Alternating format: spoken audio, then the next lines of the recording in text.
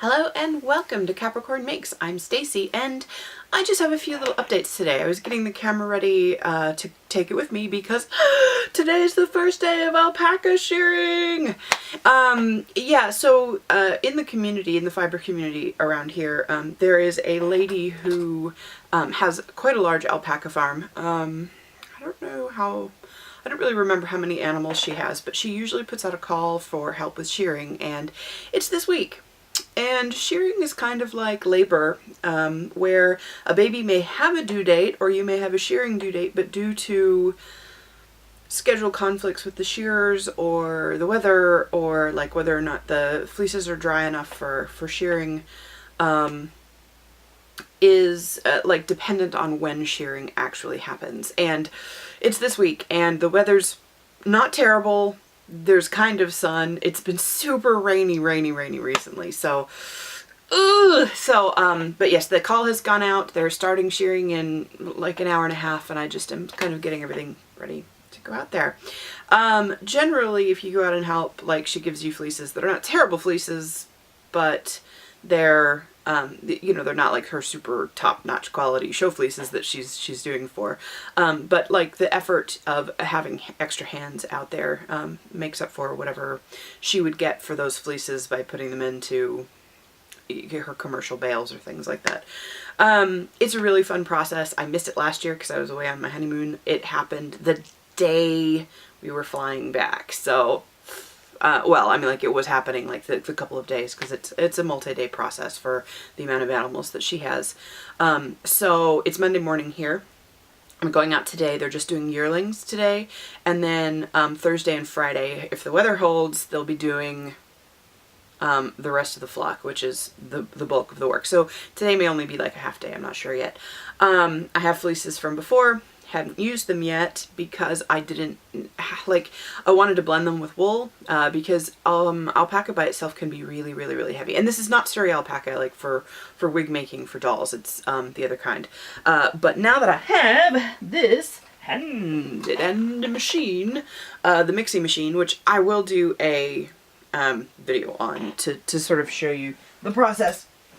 Now that I have that, it makes sense to actually be able to use my stuff now that the weather is almost better enough for washing my other fleeces. Like all of these banana boxes are full of fleece, and all those in the corner and those, and I've got more up there, and I may have a little bit of a problem, but I'm working on it.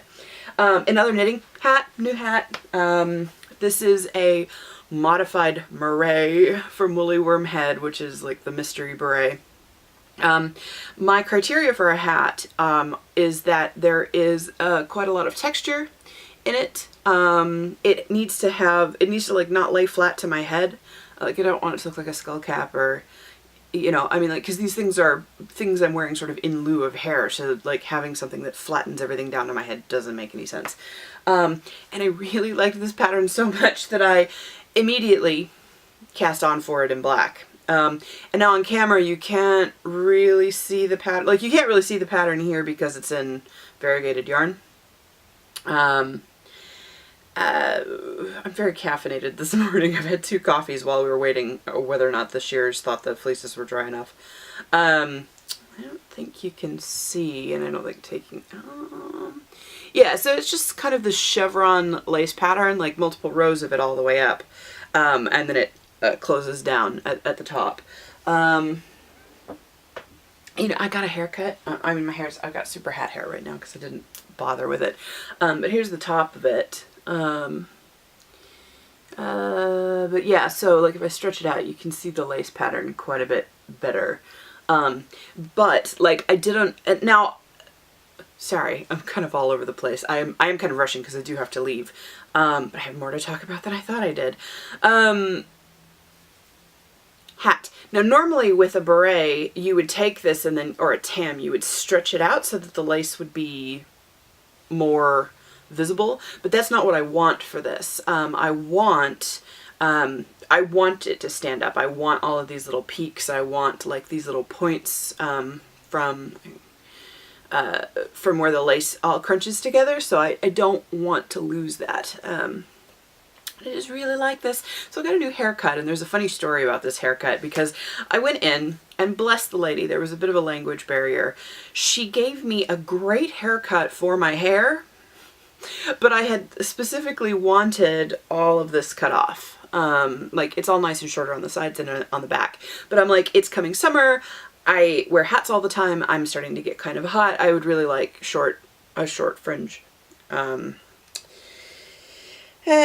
obviously that didn't happen. It's a really nice haircut, but like she missed the major thrust of my please I don't want this argument, and I didn't wear my contacts that day, so I couldn't really see until she was too far in for me to feel comfortable. And with the language gap, I wasn't sure if I could explain to her like what I wanted. Because of the way it's cut, she would have had to completely recut this whole half and the side and back of my hair.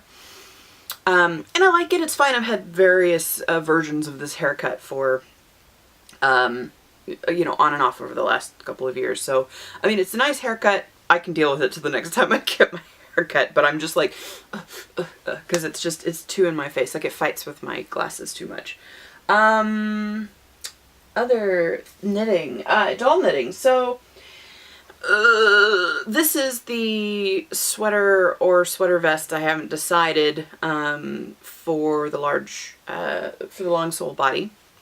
And it's going well, but I stopped knitting on it because I got to this point, which is essentially the underarm point, and went, do I want to make this a sweater or do I want to make this a sweater vest? I don't know. I mean, I have enough yarn that I could make one as a sweater vest and one as a sweater. Like, I could make two, I suppose. But it required more thought, because I haven't done any of the plotting for figuring out, like, what would need to be done for a sweater vest. Because I don't think I want it just square and boxy. I do actually want the arms to come in a little bit. But I haven't decided how much, and I haven't decided, like, if I want a v-neck, and if I do want a v-neck, like, where does the v-neck start? Way, way, way too much thinking at the moment. So I've put that down. Oh, the other reason I've stopped is that in order to decide like how I want the sweater vest to fit, I really need a shirt underneath because it's going to be worn over a shirt. So I need to make a shirt, which I just haven't gotten around to doing yet because it was kind of a busy weekend doing absolutely nothing, which is what we needed. So maybe this week, well, I don't know, shearing, I don't know, sometime in the next 2 weeks I'll get around to making a button-down shirt for him so that I can actually decide whether I want to move forward with sweater vest or sweatering that particular pattern. But I'll get around to that. The last thing, I am running out of time here to need to get going because it's like an hour drive south of here. My hair's all stupid. In my face, it's fighting. It's fighting, this is why I wanted a gun. So I decided not, like I said in my last video, I decided not to get the Lorena head, and Anthem has abandoned this Miradol body, and I don't really want to buy a body, or I don't want to buy a head just because I have a body sitting around. And then Anthem has abandoned that, or Noah has abandoned that pink wig because it has gotten too fuzzy with the humidity here. I don't think I'll make another one out of, well, no, I might make more out of this fiber because I think it would do really good texture things when it's short, but it has re-poofed and re-flat ironing it has not really made any kind of a change in that. So, but somebody else went, hey, you know all that stuff you're not using that is otherwise going to be going to waste? I'll take it because, yeah, I think that would be rather fun. So, my little head has decided, sorry, I've got the body strung very loosely, has decided that she wanted this body, she wanted this wig, and that her name was Idaris, and that she is a spring witch. Now, one of the things that I've been struggling with here in the Southern Hemisphere is that the seasons are all around wrong. Also, they don't really celebrate Halloween here, and it's one of my favorite holidays. Also, you know, all the traditional autumn symbolism of Halloween really doesn't make sense here because it's like the fullness of spring. Hence my little bright witch, who is a spring witch. She is blossoms and life and rebirth and sort of like the ending of winter sleep and spring winds and rains that wash away sort of the sleepiness. And that's her. And so this is pretty much her color palette. Like, I don't know if it'll focus well on her. No, it's not going to autofocus, but I don't think you can see very well. She's just paper clay. And I hollowed out her neck and I sort of buffed the worst of her cracks out because paper clay cracks. And I did a very rough job on her. So I went in with a carving knife and kind of carved everything up, and I carved her neck up. She does actually have some posability on this. And yeah, she's a bit bobble-headed, whatever. Like, I didn't make her with being a doll in mind, but having Anthem on the bus stand and having a place, and this head sort of hung out with me anyway, like right under my monitor. I actually had her sitting in this little, not that, I had her sitting sort of perched in this little box just so she could hang out with me. So she's sort of been a companion here anyway. But I'm probably going to keep her color palette here. I may or may not put any more color in her face. I really actually like the fact that she's very pale and the wig is very pale, and I'll probably keep her in clothes that are very pale.